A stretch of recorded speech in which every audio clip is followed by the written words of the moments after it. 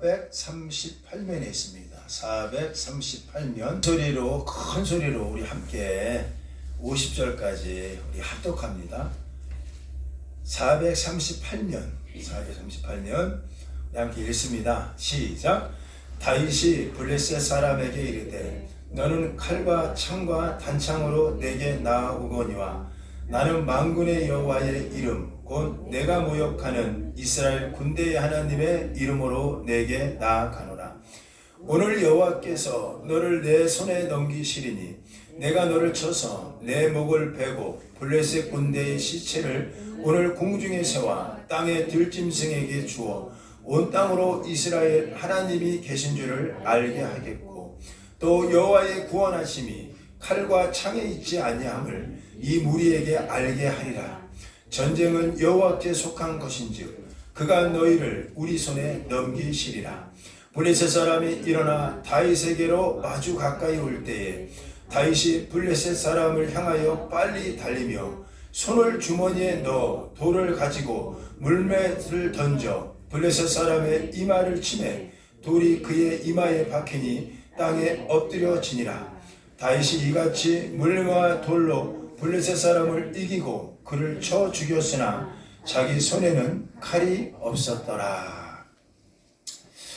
물맷돌을 누구에게 던져야 합니까? 성경을 읽을 때, 해석해 나갈 때요, 성경은 구속사적인 시각에서 보셔야 됩니다. 여러분, 자주 이제 성경을 우리가 묵상하다 보면 이 구속사가 뭐지? 라고 묻는 분도 계신데, 구속사는 다른 게 아니에요. 우리를 구속시켰다라는 뜻도 있지만 예수 그리스도의 이 땅에 오심과 그의 죽으심과 그의 부활하심이 구속사입니다. 그래서 우리를 죄에서 하나님 나라의 백성으로 구속시킨 거예요. 그걸 구속사라고 이해하시고, 제가 이제 이 말씀을 전할 때마다 구속이라는 단어를 쓸 때마다 여러분, 그런 의미를 갖고 있구나. 떠오르는 인물이 예수님을 떠올라야 되는 거예요. 예수님 이 땅에 왜 오셨지? 그걸 구속사의 묵상입니다. 그렇게 보셔야 모든 성경은 아주 건강하게 성경을 읽는 게 그 안에 있습니다. 오늘 골리앗과의 싸우는 장면을 여러분 너무나 잘 아는 내용입니다. 골리앗과 이제 다윗이 이제 싸움을 하죠.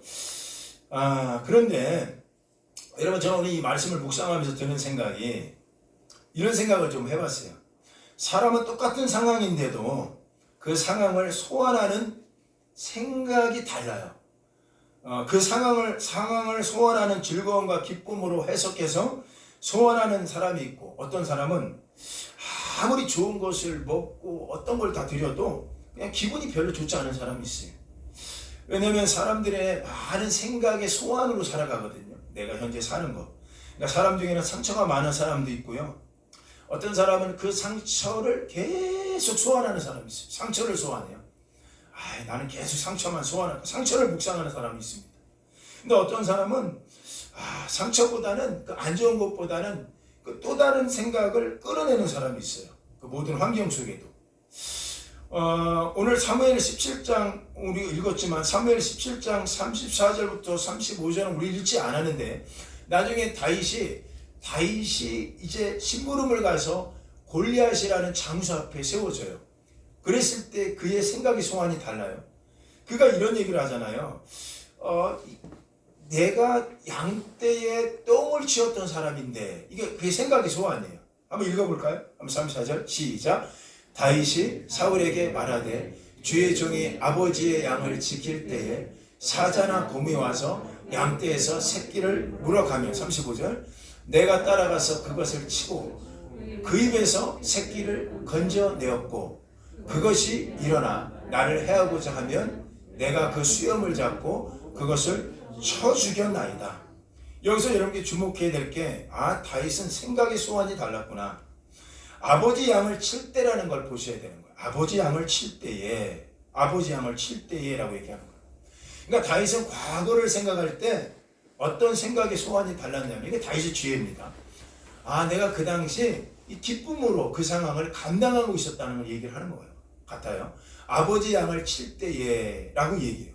그러니까 이게 굉장히 기쁨으로 생각이 소환됐던 것 같아요. 그런데 여러분, 기쁠 수가 없죠. 양 똥 한번 치워봤습니까? 양이 가장 더러운 게 짐승 중에 양밖에 양이 가장 더러워요. 그리고 양이 엄청나게 말을 듣지 않습니다. 이 두 가지 특징이에요. 가장 더럽고 가장 말을 안 듣는 짐승이 하면 양입니다. 이게 뭐가 이렇게 생각이 소원이 아름다웠겠어요? 뭐가 기뻤겠어요? 그런데 다윗은 생각이 소원 자체가 달랐다는 거예요. 똑같이 양을 치는 것을 또 다른 시각으로 본 사람이 있어요. 그 사람이 누구냐면 바로 다윗의 아버지입니다. 다윗의 아버지. 자, 오늘 이 사건을 만나기 전에 어떤 사건이 있었냐면 사무엘 선지자가 이제 왕을 세워야 되는데 사울의 시대는 끝났다고 보고 하나님께서 왕을 세워라. 그리고 이새의 집에 사무엘이 갑니다. 가서 이제 기름을 붓는데 옛날에는 왕은 기름을 부어서 세웠어요. 기름을 부어서. 가서 보고 이새를 만나서 너희에게 너희 아들 중에 왕이 있다. 그러니까 아들들을 데리고 와라고 했을 때 여러분 참 애석한 게 있어요. 참 왜 그런지 모르지만 이새는 모든 아들은 다 데리고 오는데 저 들판에 있는 양의 똥을 치고 있는 그 막내 아들 이새를 데리고 오지 않는 거예요. 왜 그럴까요? 이새의 생각의 소원은 뭐냐면 양치는 건 별 볼 일 없는 거라고 생각했던 것 같아요. 그래서 그의 아들을 막내 아들은 부르지 않고 나머지 형들은 다 불러왔어요. 그러니까 사무엘이 이렇게 보니까 하나님의 왕이 아니거든. 하나님 세울 사람이 아니었던 거예요. 그래서 이 사람이 지나가도 아니다. 이 사람 지나가도 아니다. 하나님이 그 말씀하잖아요. 너희는 사람의 외모를 보지만 나는 중심을 본다. 야 봐라 첫째가 키가 크다. 엘리압이. 야 둘째가 굉장히 힘이 셌어. 삼마가. 근데 다 이 사람들은 이스라엘 왕이 아니야 라고 물어요. 사람 그리고 나왔던 아주 유명한 말씀 있잖아요. 사람은 외모를 보지만 나는 중심을 본단다. 여기 사무엘이 물어요. 여기는 왕이 없답니다. 당신들에게 왕 혹시 아들이 또 있습니까? 물었었을 때 이새가 했던 얘기가 있어요. 한번 들어볼래요? 사무엘상 16장 11절인데 뭐라고 얘기하나 한번 들어봅시다. 한번 크게 한번 읽어봅시다. 시작. 또 사무엘이 이새에게 이르되 내 아들들이 다 여기 있느냐? 이새가 이르되 아직 막내가 남았는데 그는 양을 지키나이다. 여기까지 읽을게요. 그는 양을 지키나이다. 이게 무슨 얘기냐면 내 아들들이 여기 다 있느냐? 아닙니다. 아들 하나가 있는데 아이 그 아이는 볼 필요도 없어요. 그 아이 저기 나가서 양이나 치는 놈입니다. 아이 그 아이는 불러나면 안 합니다. 어떻게 그런 놈이 왕이 되겠습니까? 어떻게 그렇게 부족한 놈이? 여러분 이렇게 고백하는 거예요. 여러분 생각의 소원이라고 제가 얘기했지만 다윗은요 오늘 본문에 보니까 골리앗 장수 앞에서 했던 얘기가 있어요. 나는 이곳에 보낸 분이 하나님이라 이 말씀을 하고요. 나는 이곳에 쓰게 한 게 하나님이라. 이 골리앗 장수에게 얘기합니다. 골리앗 장수이 그 당시에 뭐 갖고 나왔냐면 칼과 단창을 들고 나옵니다. 그랬을 때 다윗이 했던 얘기가 있어요. 우리 읽지 않았죠? 뭐라고 얘기하는 줄 아세요? 너는 칼과 단창으로 나에게 오지만 나는 만군의 여호와의 이름으로 너에게 온다라는 거예요. 이전에 무슨 일이 있었느냐? 야, 이 사울이 그에게 갑옷을 입혀줘요. 이것도 여러분 꼭 연관에 생각하셔야 돼요. 갑옷과 칼을 밀어줍니다. 이것 갖고 싸워봐라. 야, 네 능력도 없네. 그랬을 때 그걸 입어봤지만 그게 옷이 맞지 않아요. 그러니까 옷을 다 내려놓고 그런 물맷돌을 갖고 나왔다는 얘기 아닙니까? 그리고 그가 외쳤던 게 있어요. 뭐라고 그래요? 하나님께서 내가 양을 지킬 때에 나와 함께 했다라는 고백을 하는 거예요. 그게 여러분 볼 별 일 없어요. 아버지는 그걸 인정도 안 했잖아요. 막내 아들 너는 똥이나 쳐. 네 형들 전쟁터에 나갔다.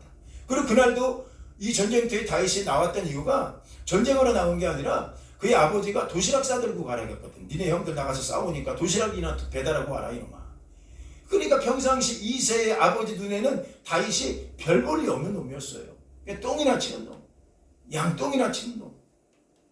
그랬던 다윗의 이야기를 하고 있는 거예요. 여러분 다윗은요 그 아버지 이새하고 달랐어요. 아예 그가 여기 없어요. 그는 똥이나 치는 놈입니다. 라고 그를 비하했던 그런 소안에서 다윗은 지혜가 달라요. 내 아버지 양을 칠 때에 이거예요. 내 아버지 양을 칠 때에 이 고백을 하고 이 전쟁터에 나온 그 다윗은 참 지혜가 있다고 봐요. 저는 오늘날요 많은 사람들을 만나기도 하고 또 많은 사람들이 제 앞에 소개하는 사람을 많이 만나보기도 합니다만은 근데 참 해석의 능력이 이것밖에 안 되나 할 때가 많아요. 왜냐하면 어떤 분들이 이렇게 만날 때 보면 명함을 저한테 줍니다. 아 저는 이런 거 하는 사람이에요. 이렇게 보면 명함이 왜 이렇게 쓰여진 게 많습니까? 뭐 하는 사람 뭐 하는 사람, 무슨 직책. 그런데 그 명함을 보고 그 사람을 보면 매칭이 안 될 때가 많아요. 아, 이 사람이 이 사람인가? 아, 이 사람이 이 사람 아닌 것 같은데 라는 생각이 들 때가 상당히 많아요. 왜 그러냐면 우리는요, 잘 보세요. 어떤 일을 하느냐가 그 사람을 얘기하지 않더라고요. 우리가 어떤 일을 하는 사람입니다. 이 명함이 그 사람을 얘기하는 게 아니라 우리가 그 일을 어떻게 하느냐에 따라서 달라지는 것 같아요. 우리가 어떤 일을 하는 사람이냐, 명함이 우리가 아니라, 다시 말씀드려요, 어떻게 그 일을 하느냐라는 거예요. 어떻게 그 일을 하느냐. 우리는 많은 부분 우리가 가진 어떠한 신분이나 우리가 가진 그 부분이 우리라고 착각하는 거예요. 우리라고. 이게 문제가 되는 거예요. 어떻게 그 일을 하느냐가 얼마나 중요한지 모릅니다. 자, 다윗은요, 참 지혜가 있던 사람이에요. 다윗은 어떤 지혜냐? 우리가 좀 배워봐야 되는데, 참 다윗가 묵상인데요. 이 다윗의 지혜면 두 가지로 여러 개 여쭤보고 싶은데, 좀 가지고 묵상하고 싶은 거 있어요. 다윗은 상처가 상당히 많았거든요. 형제들한테 상처. 특히 밀려오는 상처가 굉장히 많았어요. 막내로서 할 수도 없고. 그랬던 그의 상처가 하나님 주신 지혜로 잊혀져 가는데, 참 여기서는 배울 지혜입니다. 다윗이 전쟁에서 나와서 골리앗과 싸운다고 하니까 가장 가까이서 방해했던 세력이 누구 같아요? 골리앗 아니었어요. 형제예요, 형제. 우리 형제들도 같이 이렇게 있지만 때로는 형제들이 상처를 많이 주기도 해. 또 여러 가지로 있어요. 그런데 다윗에게 배울 지혜를 한 가지 살펴보는데, 사무엘서 17장 28절인데 우리 한번 읽어봅시다. 성경 읽어가면서 우리 찾아갔으면 좋겠어요. 한번 읽어봅시다. 시작. 그 형 엘리압이 다윗이 사람에게 하는 말을 들은지라. 그가 다윗에게 노를 바라여 이르되 네가 어찌하여 이리로 내려왔느냐? 들에 있는 양들을 누구에게 맡겼느냐? 나는 네가 교만과 네 마음의 완악함을 아노니 네가 전쟁터를 구경하러 왔다. 이게 무슨 얘기인 줄 아세요? 아니, 언제 양을 길러봤어요? 양을 기르기나 했나요? 동생한테 양 기르는 거 시켰던 형들이 이제 들에 있는 양은 누구에게 맡겨? 양 걱정하고 앉아있는 거예요. 지금. 이건 비하시키는 거예요. 네가 이 자리에 쓸 자리가 아니야. 나가. 이런 얘기하고 있는 거예요. 그것도 보세요. 큰형 엘리압이라고 얘기합니다. 여기서 큰형이라는 거는요, 가장 나이 차이가요, 한 15년, 20년 이상의 차이 났었어요. 그 당시. 막내니까. 엄청나게 차이 났습니다. 근데 큰형이 엘리압이 이 다윗의 마음을 알아주는 게 아닌 거예요. 최소한 막내가 남 하지 않는 거, 그 일을 집안에서 하고 있으면 형이 와서 손이라도 좀 잡아주고, 그런 일 한 번도 없었어요. 여러분, 큰형이라는 거는 어떻게 생각하시면 되냐면, 우리한테 장형이라고 있어요. 옛날에 장형. 우리는 지금 이런 시대가 없는데, 옛날에는 또 아버지 같은 형이 있지 않습니까? 집안에 가면 아버지. 나이 차이가 많아. 그래서 형을 볼 때마다 아버지 느낌이 들 때가 있어요. 옛날에 형제들이 많았기 때문에.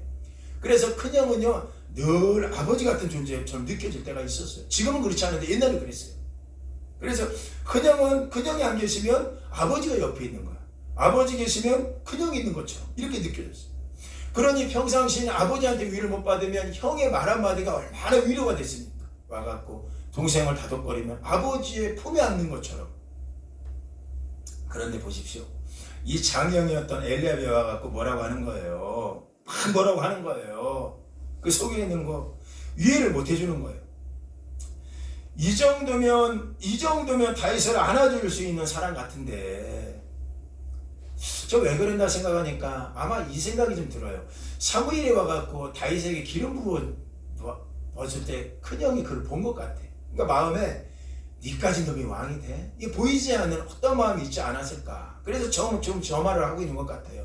네가 양이나 진짜 여기 왔냐? 너 같은 놈이 무슨 전쟁 구경하러 왔냐? 이렇게 빗댄 것 같아.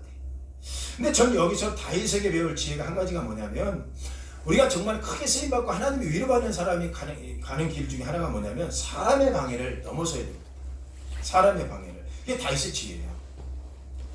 여러분, 잘 한번 생각해 보세요. 어쩌면 우리는 인생을 살아가면서 가장 우리를 잘 이해해 줄 것 같은 사람이 누굴까요? 이 장형 같은 사람 가족이라고 생각하는데 아닌가요? 우리 구원의 과정을 이루어가는 데 있어서 가장 때로 이 방해를 하는 사람이 우리 가족일 수도 있고, 바로 이 사람의 방해가 있을 수 있다 이겁니다. 여러분, 남편이 직장 안에서 상처를 많이 받지 않아요. 가족한테 받습니다. 그것도 누구한테 받아요? 아내한테 받아요. 가장 힘이 되어줘야 될 사람이 아내인데 오히려 그 아내에게 상처를 받는 남편도 많습니다. 거꾸로 얘기해 볼까요? 아내도 마찬가지. 가장 가까이 있어. 마치 고슴도치 같은 이런 생각이 들어요. 떨어질 수 없는 사이지만 그러면서도 가까이 있으면서 아픈 게 가족 사이 같아요. 가족 사이. 자, 여러분 이 사람의 이 모든 좀 서러움을 여러분 다윗은 어떤 지혜로 이겨내느냐? 어리지만 참 영적인 해안이 있었어요. 다윗은. 그래서 그 이 장형이었던 형이 빼몰차게 그를 막 뭐라고 했을 때 이게 우리에게 필요한데 어떻게 그가 일어서느냐? 사무엘상 17장 29절 30절인데 우리 한 번만 읽어봅시다. 시작.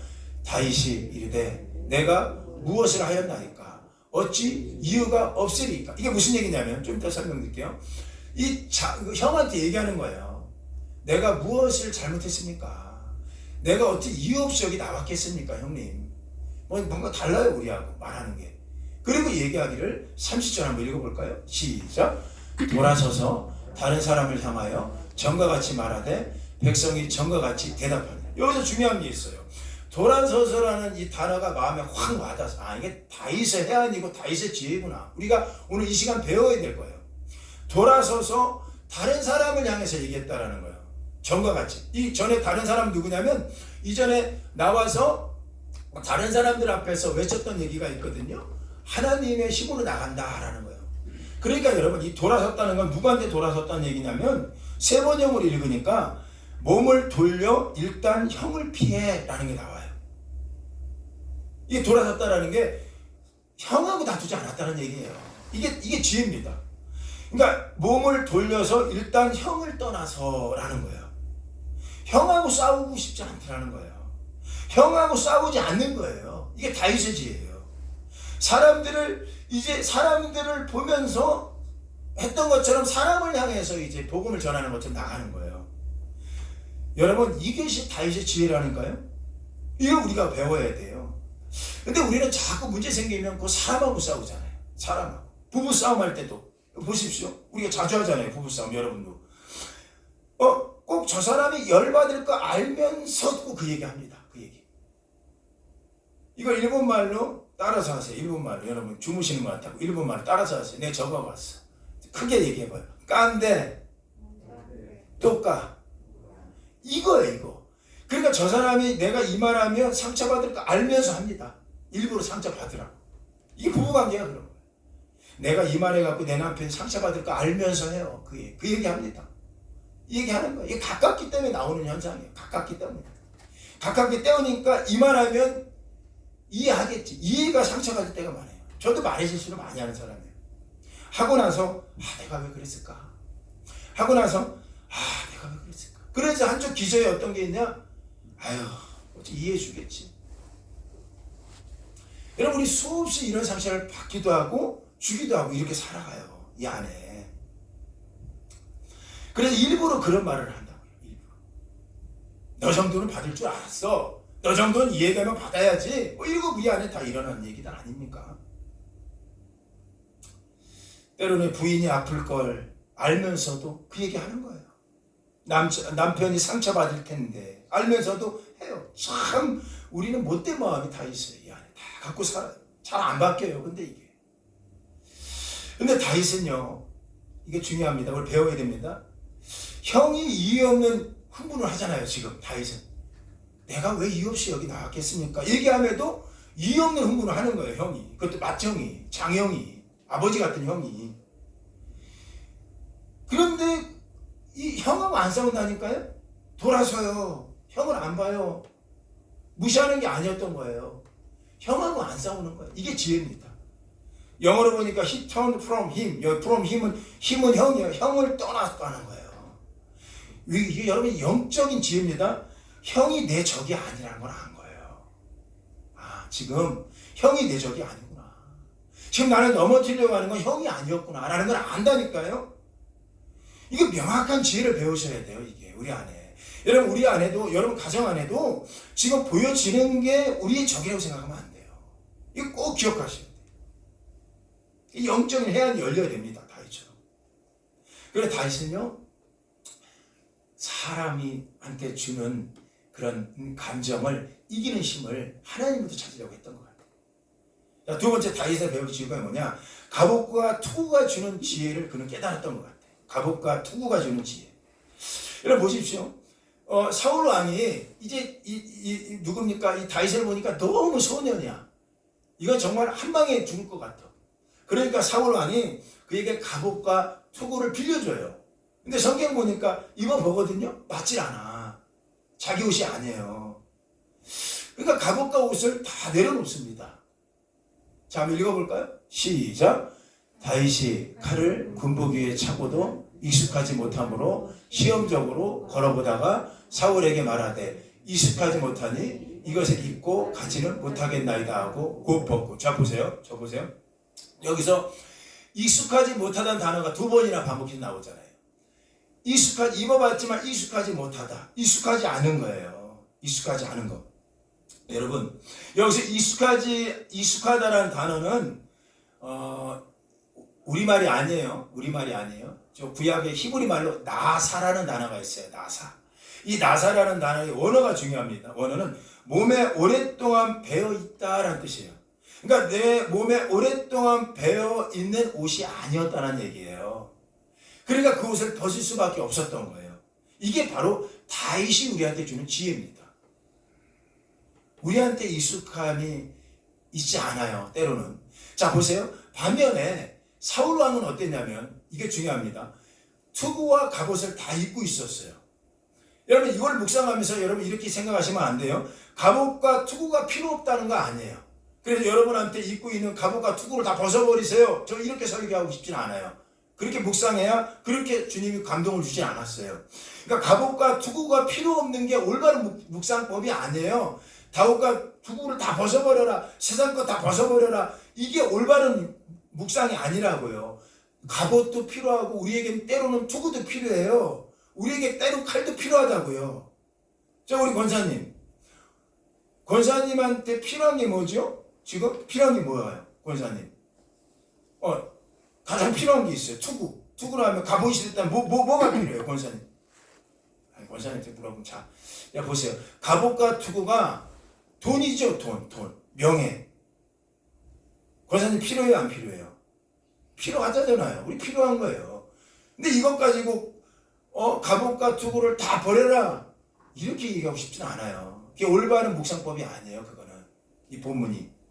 무슨 얘기냐면 갑옷과 투구와 칼은 우리에게 필요합니다. 우리에게 필요해요. 근데 올바른 묵상법은 이것이 진짜 묵상이 되려면 다윗을 통하여 배울 수 있는 이 지혜는 이것이 다윗은 안 거예요. 나의 전부가 되면 안 된다는 걸 안 거예요. 이게 올바른 묵상법이에요. 왜냐하면 이 모든 것은 한계가 있다는 걸 깨달은 거예요. 다윗은 한계가 있구나라는 거예요. 반면에 보세요. 사울 왕 얘기해 볼게요. 사울이 잘못된 게 뭐냐? 사울은 자기가 투구를 쓰고 있으니까 투구가 자기인 줄 알아요. 이게. 자기가 갑옷을 입고 있었어요. 근데 갑옷이 자기인 줄 안다니까요. 여러분, 이 삶의 지혜입니다. 이거 잘 배우셔야 돼요. 자기가 칼을 휘둘렀어요. 칼을 들고 있으니까 칼이 자기인 줄 알아요. 이게 칼이 자기인 줄 알아요. 이게 잘못된 묵상이라는 거예요. 잘못된 거예요. 자기가 입고 있는 옷이 있으니까 옷이 자기인 줄 아는 거예요. 우리의 정체성이 뭡니까? 우리의 정체성을 깨달아야 되는 거예요. 마치 이게 투구가 자기인 줄 알고 있고 갑옷이 자기인 줄 알고 착각하고 살고요. 칼이 자기인 줄 알아요. 이게 사울의 한계점이었어요. 다윗은 익숙하지 못했다. 옷을 벗어내는 거예요. 옷을 벗은 거예요. 아, 모든 것은 영원한 것이 아니구나. 내 내면에 하나님이 있느냐 없느냐가 중요한 거예요. 익숙함이 바로 그거예요. 그러니까 사울이 잘못된 거는 그를 설명할 때도 남들보다 키가 한 자가 더 컸다고 얘기하잖아요. 그는 이 모든 것이 자기라고 착각하는 거예요. 여러분, 이거 설명을 좀 돕기 위해서 여러분한테 좀 묻고 싶은 게 있어요. 예수님께서 부자 청년을 만나잖아요. 근데 부자 청년이 예수님을 찾아왔어요. 근데 부자 청년이 고민을 많이 해요. 영생을 받고 싶어요. 천국으로 가고 싶어요. 그런데 우리 예수님이 했던 얘기가 있어요. 뭐라고 얘기해요? 네 모든 걸 다 팔아라. 팔고 나를 따르라고 하는 거예요. 여러분, 여기서 순서가 중요해요. 모든 것을 팔아라에 맞추면 안 되는 거예요. 나를 따를 수 있니? 이게 중요한 거예요. 여기 이게 착각하면 안 돼. 모든 걸 팔고 다 갖다 없애. 이렇게 얘기하셨나요? 안 하잖아요. 나를 따르라는 게 예수님의 포커스, 메시지였던 거예요. 그런데 그 청년은 내가 가진 게 자기 거라고 자기라고 생각했던 것 같아요. 이거 다 팔면 난 무너지지. 난 없는 거야. 그러니까 자기 소유가 자기라고 생각하는 거예요. 소유가 자기의 정체성이라고 생각하는 거예요. 그리고 그걸 못 판 거예요. 돌아가는 거예요. 구원을 얻기 위해서 왔다면, 예수님을 찾아왔다면, 그 예수님을 찾아왔다면 그 청년에게 필요한 건 구원이겠죠. 그런데 그 청년은 예수님의 존재를 붙들려고 하지 않았다는 거예요. 이 모든 게 영원한 게 없다라고 생각하고 이게 삶의 지혜로 들어왔다면 우리에게 어떤 일이 일어날까라는 거예요. 다윗은요, 익숙하지 못함으로 시험적으로 걸어보다가 사울에게 말합니다. 내가 익숙하지 못하니 이것을 잊고 가지 못하겠나이다 라고 하고 벗어버렸다라는 거예요. 벗어버렸어요. 이게 다윗이 주는 지혜입니다. 첫 번째 뭐라고요? 문제 생기면 사람이 적이 아니라는 거예요. 이게 적은. 이걸 깨달아. 두 번째 뭐죠? 익숙함이 안 될 때는 벗어버리시는 것도 지혜입니다. 그리고 따르는 거예요, 주님을. 그러니까 다윗은 이 두 가지 지혜로 결단을 한 거예요, 결단을 한번 들어볼까요? 사무엘상 17장 40절. 우리 한번 읽어봅시다. 이 다윗의 결단입니다. 시작. 손에 막대기를 가지고 시내에서 매끄러운 돌 5을 골라서 자기 목자에 재고 곧 주머니에 넣고 손에 물매를 가지고 블레셋 사람에게 나아가니라. 자, 여기서 중요한 게 있어요. 우리가 정말 지혜를 가졌다고 해도 매끄러운 돌과 함께 하는 지혜가 필요하더라는 거예요. 자, 여기서 볼 때 여러 가지 해석이 있지만 매끄러운 돌 5개를 주었다고 얘기해요. 이상하다. 5이라는 숫자는 어떤 의미가 있을까? 또 돌은 사람한테 보세요. 돌은 물퉁한 거. 아주 막 생긴 게 아주 무식하게 생긴 게 맞아야지 세게 타격을 줘요. 그런데 매끄러운 돌이 맞았다면 타격이 있을 수 있을까? 저희 두 가지가 고민을 해봤어요. 다윗은 매끄러운 돌을 쥐어요. 그리고 5개. 이거 어떤 의미가 있을까? 여러 가지 고민하면서 성경을 묵상하는데 여러분께서 꼭 기억해야 될 것, 이걸 모든 성경은 구속사적인 측면에서 성경을 해석해야 된다고 봅니다. 구속사는 뭐냐? 예수님하고 연관을 시켜야 되는 거예요. 여러분 보세요. 매끄럽다는 게 뭘까? 그리고 철, 돌, 이게 나무가 필요하고 다른 게 필요해. 왜 꼭 돌이어야 될까? 이게 두 가지 꼭 보십시오. 매끄럽다라는 단어는 하루크라는 단어를 써요. 하루크. 그러니까 하루크라는 단어가 할라크에서 나온 단어인데 이게 아주 중요합니다. 이거는 그대로 분깃을 받았다는 뜻을 갖고 있어요. 그대로 받는 거예요. 분깃이라는 뜻을 갖고 있어요. 천상 분깃입니다. 그대로 지어진 거. 그러니까 사람의 인공적으로 뭔가 두들겨서 사람의 힘에 의해서 만들어진 게 아니라 그대로 받아진 것을 할락하는 단어를 쓰는데 이걸 분깃이라는 단어예요. 매끄럽다는 게 그 뜻을 갖고 있는데, 잘 보십시오. 비교 한번 해보세요. 여러분 연상 한번 해보세요. 골리앗의 칼과 창은 사람이 만든 거예요. 사람이 인위적으로 조각한 거예요. 반면에 물맷돌은요, 오늘 물맷돌의 돌은 이상하리만큼 다윗은 평상시는 울퉁불퉁한 거 아니면 세게 막 이렇게 문지르는 거 해야지 됐는데 그냥 그대로 받은 거 가지고 나갔어요. 가공되지 않은 거. 이 말씀을 좀 이해하기 위해서 좀 더 성경을 좀 더 여러분 생각하면서 가보세요.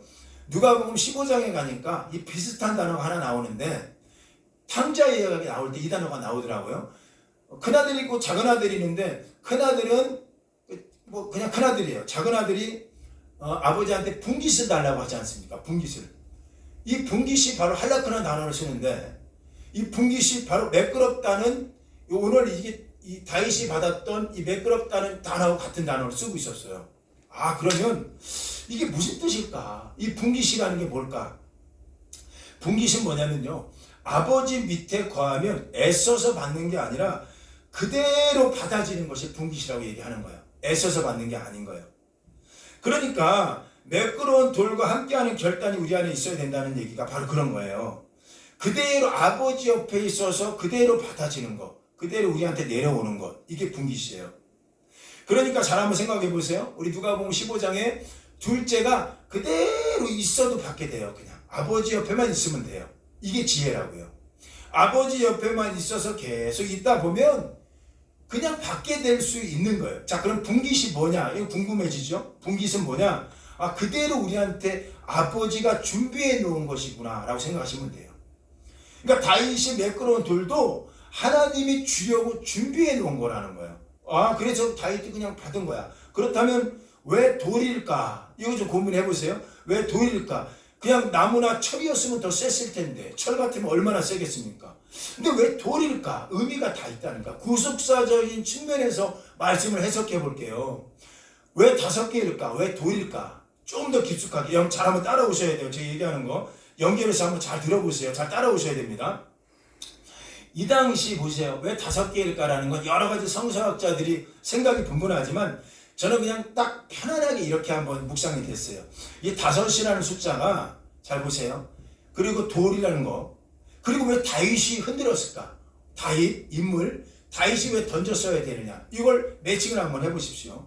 다윗을 성경에서 뭐라고 소개하느냐? 마태복음 1장에는 아브라함과 다윗의 후손 예수 그리스도의 세계라라고 얘기했어요. 아, 예수님의 그림자가 다윗이구나. 가깝게 가나요? 예수님의 그림자가 다윗입니다. 자, 그렇다면 다윗이 던진 물맷돌은 무엇을 의미할까? 그리고 골리앗은 누구를 얘기할까? 잘 보세요. 골리앗이 세상입니까?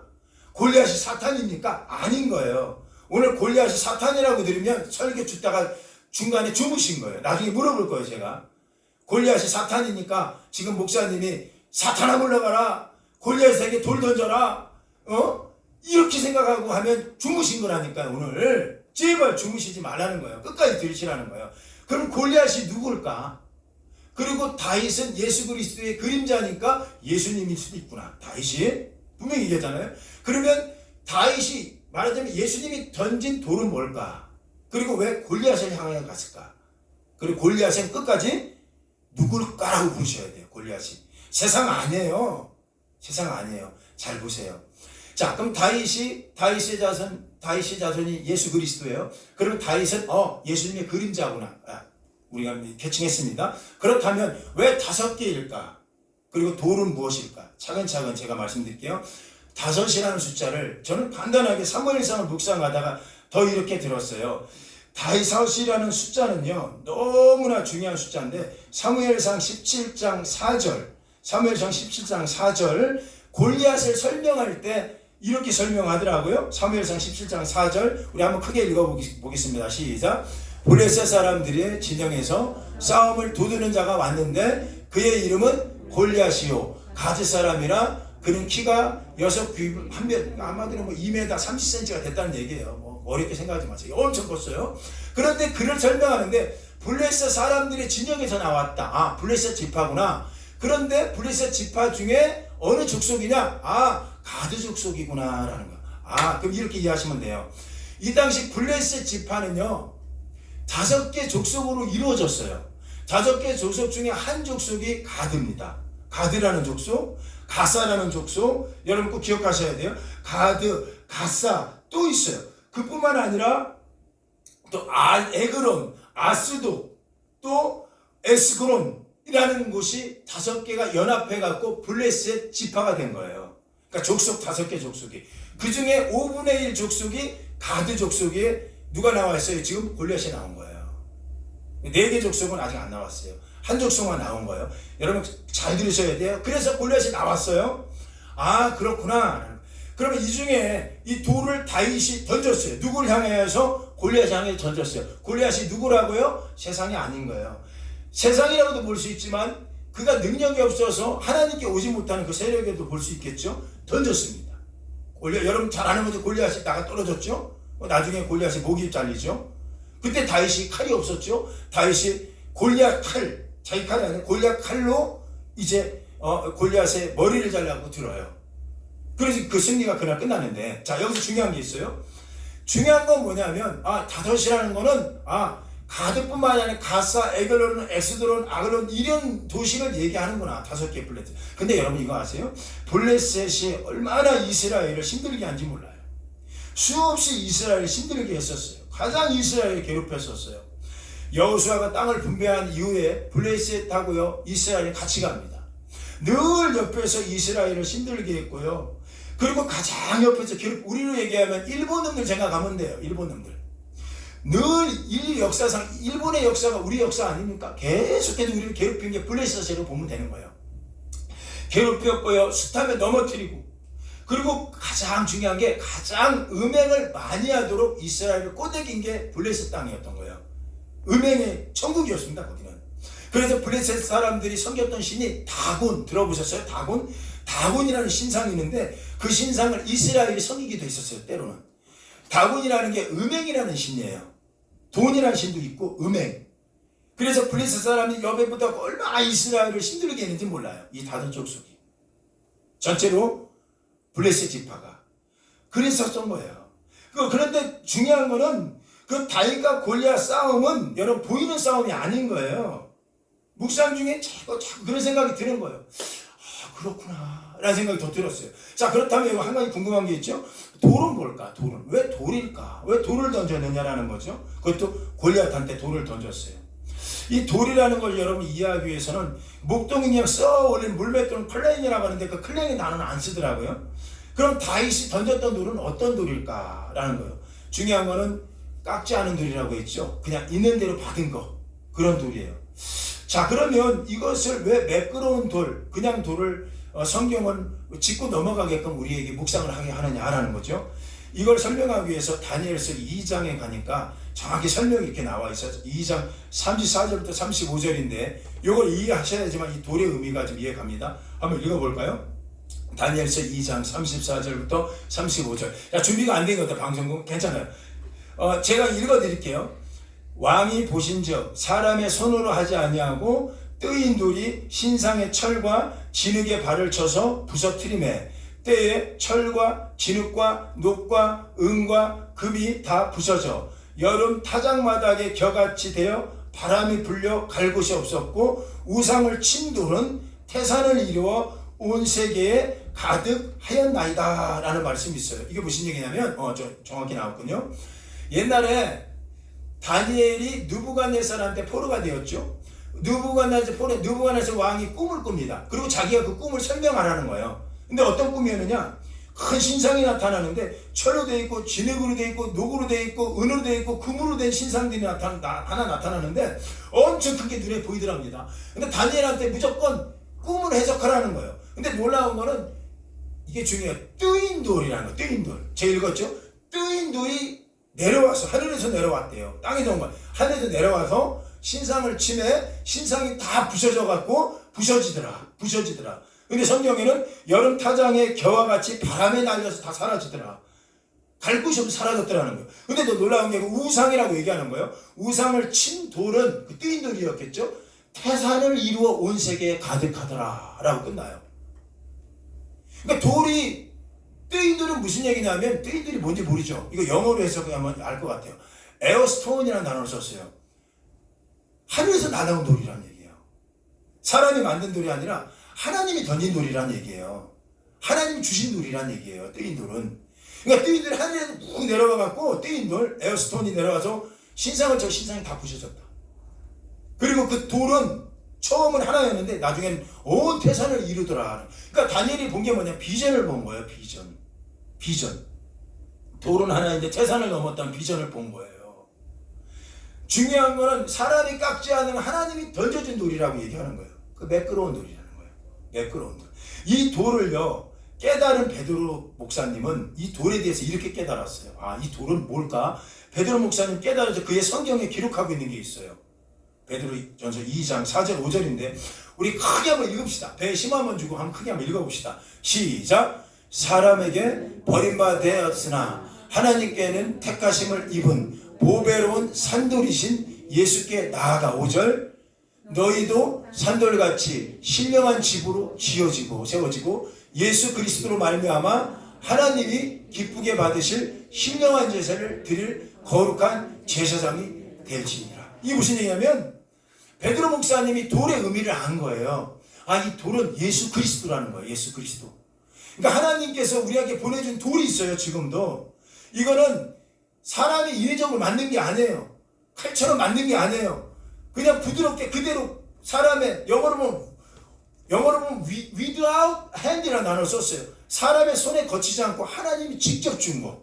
하나님이 직접 보내준 돌이 산돌, 리빙스톤이라는 건데 살아있는 돌이라는 거예요. 이 돌이 나타나서 너희를 도와줄 거라는 거예요. 이 돌이 나타나서 너희를 세워나갈 거라고 얘기하는 거예요. 이 돌이 예수 그리스도라는 걸 베드로가 깨달은 거예요. 그렇다면 오늘 매칭 한번 해봅시다. 그러면 이 돌이 다윗은 누구를 상징한다고요? 예수 그리스도다. 그러면 골리앗은 누구를 상징해요? 세상이라고 보지 말라고 하세요? 여러분을 상징해요. 제가 좀 얘기하죠. 여러분 안에 있는 자아, 깨지지 못한 자아들을 얘기하는 거예요. 오늘 그걸 깨야 돼요. 이 시간에. 그거 깨지지 않으면 안 됩니다. 그 자아를 향해서 예수 그리스도라는 돌이 날아갈 겁니다. 날아가서 밖에서 깨어지는 걸 얘기하는 거였던 거예요. 그러니까 산돌이 예수님이었구나 생각하는 거예요. 자, 이제 결론 한번 맺읍시다. 결론은 뭐냐면 우리가 살아오면서 사람으로 받는 상처들이 있어요. 이거 이길 수 있는 길이 제가 봐요. 다윗의 지혜를 찾아보세요. 사람하고 다퉈? 사람하고 싸워? 다윗은 알았어요. 형하고 싸우지 않으려고 돌아섰어요. 이게 지혜라고 배웠어요. 두 번째, 내 익숙함으로 사는 거예요. 내 평상시 하나님이 주신 익숙함이 있어요. 나의 나됨은 하나님이었다라는 걸 알고 가는 거예요. 내가 갖고 있는 게 내가 아니야. 칼이 내가 아니야. 이 교만함이 아니죠. 이러고 살았던 다윗에게 있어서 하나님께서 붙여주는 방법이 하나가 있었어요. 그건 뭐냐면 그런 사람에게 붙여주는 지혜를 갖고 있는 사람에게 하나님 반드시 산돌이신 그 돌을 붙여주는데 그 돌의 역할에 대해서 우리가 꼭 아멘하고 오늘 적용을 해야 된다는 거예요. 물맷돌이 5개에 한 이유는 여러 해석이지만 분명히 제가 정리했습니다. 골리앗의 지파를 얘기할 수 있는 거예요. 그 중에 한 지파가 무너졌어요. 졌어요. 4개의 지파, 4개의 족속은 누굴까라는 거예요. 2000년 전, 수천 년 전 생각하면 안 돼. 바로 여러분이 될 수가 있어요. 오늘 제가 이 골리앗과 이 다윗의 전쟁 이야기를 이렇게 묵상하면서 제가 그림 하나를 발견한 게 있어요. 이 그림이 참 재밌었습니다. 그래서 이 그림을 발견하고 제가 성경에 이 묵상을 더 깊게 할 수 있었는데 이 그림은 저를 회개시켰어요. 골리앗은 세상이 아니었구나. 골리앗은 세상이 아니라는 거예요. 제가 그림 이야기를 보면서 제가 묵상을 제 말씀을 정리하겠습니다. 그림 하나는 보여주실래요? 우리 그림. 자, 1609년에 이탈리아 화가가 카라바조라는 사람이 있습니다. 굉장히 유명한 사람이에요. 저 사람은 벽화를 잘 그렸어요. 벽화. 당대 이탈리아이면 르네상스의 최고봉 아닙니까? 그대로 큰 창 열어주시면 돼요. 그렇게 하시고 저기 슬라이드 보기가 있어요. 저기 슬라이드 쇼. 거기 그냥 두세요. 그냥 그렇게 두시고 이게 뭐 신비감은 사라졌지만 어쩔 수 없어요. 그냥 저만 보세요. 자, 보세요. 그런데 잘 보세요. 1909년에 이탈리아 화가 카라바조가 벽화를 그렸는데 이 사람은 당대 이게 잘 따라오세요. 당대에 굉장히 유명한 벽화의 최고봉이었어요. 벽화는 저 사람이 다 그렸습니다. 그리고 가장 가치가 있는 그림을 그렸어요. 그런데 오늘 이 그림 보면 조금은 경악스럽고 그렇죠. 이 골리앗의 머리를 자른 멸을 들고 있어요. 다윗에겐 칼이 없어요. 근데 여러분 자세히 안 보이지만 다윗의 왼팔에는 칼이 있어요. 지금 왼팔 보이나? 그 칼이 다윗의 칼이 아닙니다. 그러니까 골리앗의 칼로 골리앗의 머리를 친 겁니다. 오늘 성경 말씀대로. 그리고 들어 올렸어요. 그런데 이 그림의 스토리가 있어요. 이 그림의 스토리는 이 카라바조가요 워낙 천재였습니다. 이 당시. 그리고 천재인 만큼 천재들은 왜 그렇죠? 경쟁심이 심해요. 얘네들은. 이상하게 2등하기 싫어해. 얘네들은. 그러니까 경쟁심이 굉장히 심하니까 얼마나 심했냐면요. 운동하는 것도 경쟁합니다. 이 화가가. 그 운동을 그렇게 좋아했대. 특히 내기하면서 운동할 때. 내기에서 지면요. 그렇게 분노를 참을 수 없었답니다. 그래서 지는 걸 싫어했대요. 지면 견디기 굉장히 어려운 사람이 카라바조라는 화가였는데 어느 날 그가 운동 경기를 하다가 집니다. 지니까 자기 성질에 자기가 격분해서 상대방을 죽입니다. 죽였어요, 진짜로. 이 사건으로 그는 평생 도망자가 되어버립니다. 그 유명했던 화가가, 당대의 최고의 르네상스 화가가 카라바조가 도망 다녔어요.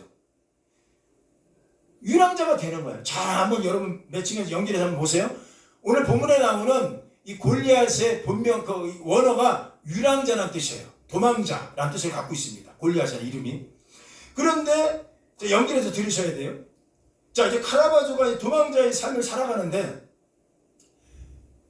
유럽에서 도망갈 자리가 없잖아요. 그 당시 너무 유명한 사람이니까.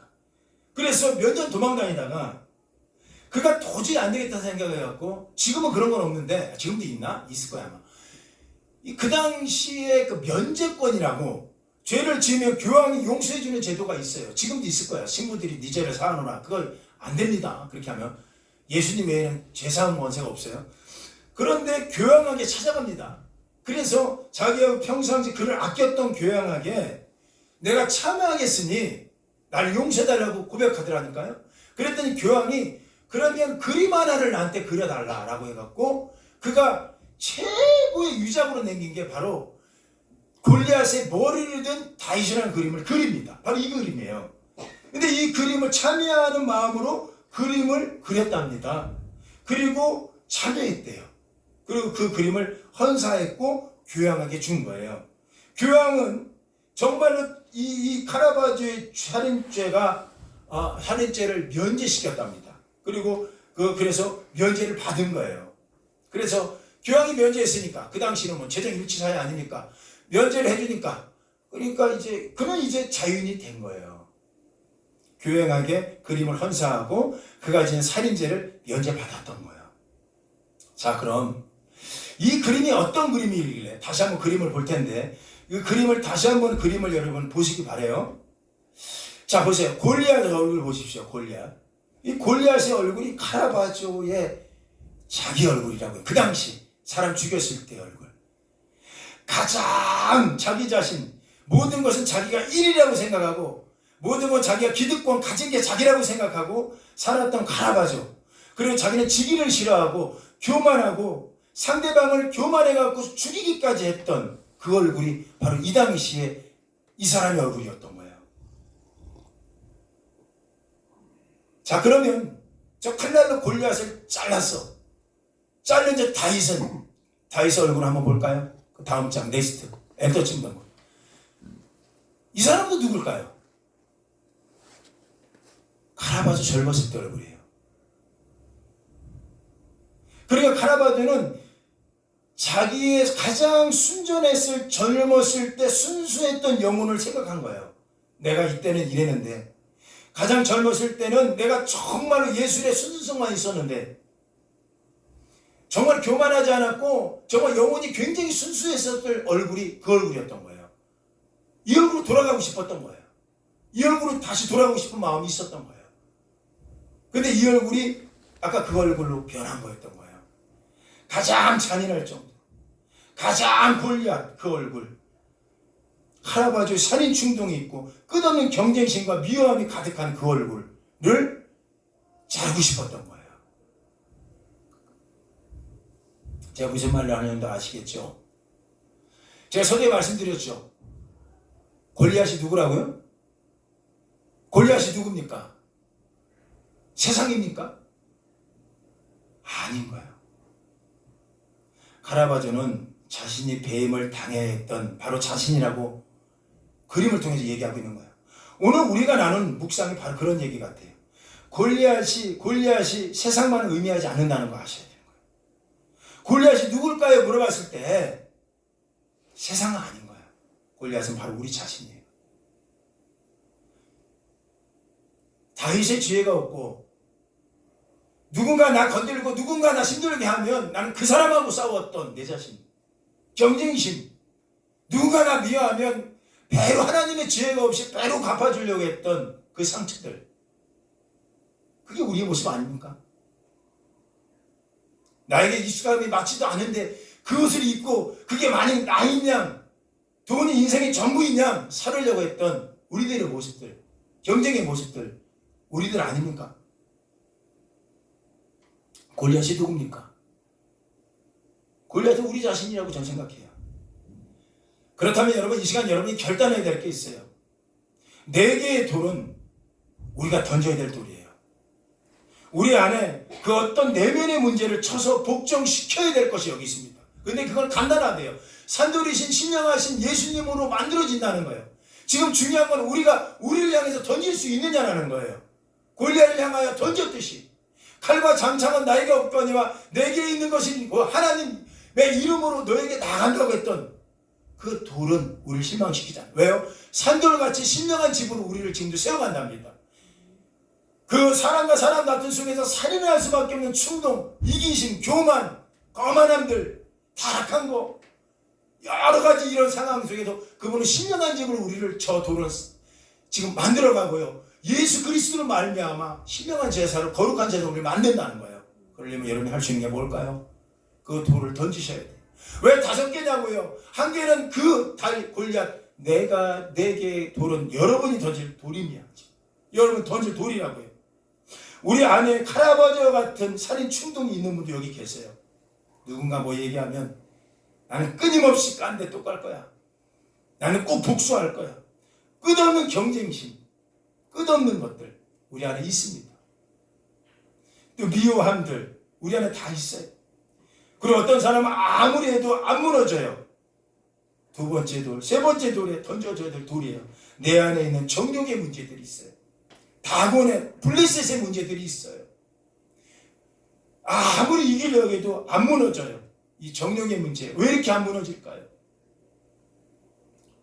또 다른 돌은 뭘까요? 정말 끊어지지 않는 문제들이 있어요. 우리 집안의 가문의 문제들, 가문이 갖고 있는 문제들, 블레셋 땅에 있었던 문제들, 그 문제들이 우리 안에 있습니다. 음주의 문제, 할아버지 때부터 끊어도 계속해서 익숙함으로 이어지는 그 문제들 있잖아요. 가문의 문제들 있지 않습니까? 가문의 문제들이 우리 안에 산적하지 않습니까? 그 문제들이 있어요. 이거 골리앗 아닙니까?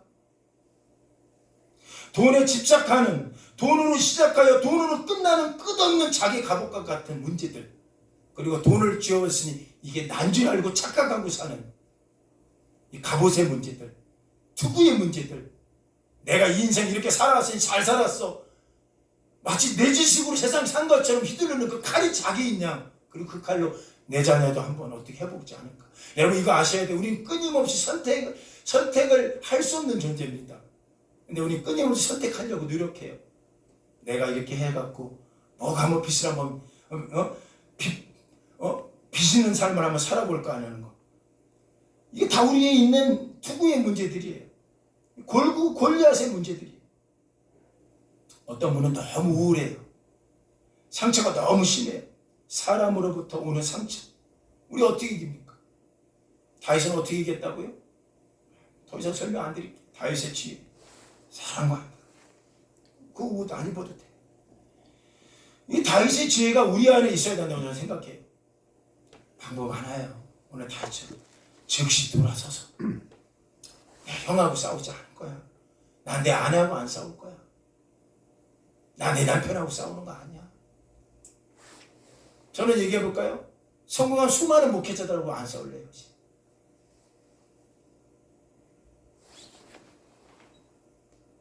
생각의 소환이 우리한테 일어나야 돼요. 환경으로부터 주는 기쁨이 다윗처럼 양떼를 치울 때 그 기쁨이 우리한테 다시 회복해야 돼. 그때 하나님이 나하고 함께 했지. 그때 그 얼굴을 회복해야 된다고. 그땐 이랬는데 그 얼굴이 회복해야 된다고. 사람 보지 않고 하나님 바라보고 오늘도 걸어가시는 여러분 안에 다윗의 지혜가 다시 소환될 수 있도록 예수님 이름으로 축원합니다. 그는 산돌이시고 하나님이 보내신 매끄러운 돌이기 때문에 우리가 얼마든지 기대할 뿐이고 그분으로 인하여 태산을 이룰 걸 기억하시고 그 돌 하나만 붙들고 여러분 순수한 영을 찾아가고 다윗의 지혜를 배워가는 여러분 되길 예수님 이름으로 축원합니다. 아멘. 우리 다 자리에서 일어나셔서